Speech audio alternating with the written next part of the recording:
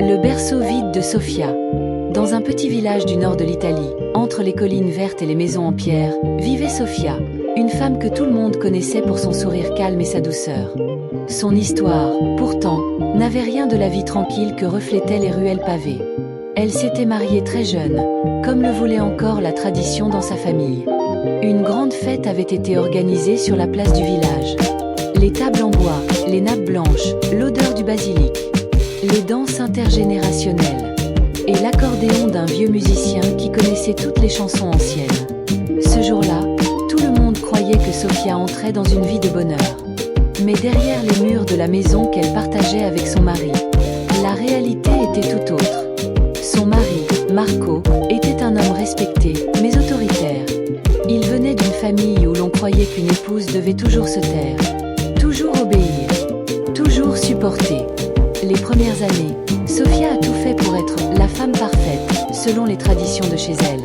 Préparer les repas comme le voulait la nonna, tenir la maison impeccable, participer aux fêtes religieuses, se montrer souriante lors des marchés du dimanche. Mais Marco était dur. Il critiquait sa cuisine. Il surveillait ses sorties. Il décidait de ses vêtements. Il éteignait ses rêves comme on souffle une bougie. Pourtant, ce qui blessait Sofia plus que tout, ce n'étaient pas les mots froids de son mari. C'était le silence des berceaux. Chaque mois était une attente. Chaque saison était une promesse brisée.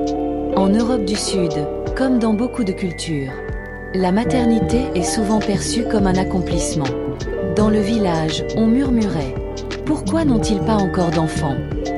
C'est peut-être elle. Une femme doit donner une descendance. Ces phrases, même prononcées à voix basse, résonnaient dans la tête de Sofia. Elle passait devant la boutique de jouets artisanaux et imaginait un enfant courir. Elle entendait les cris joyeux des petits près de la fontaine centrale. Et son cœur se serrait.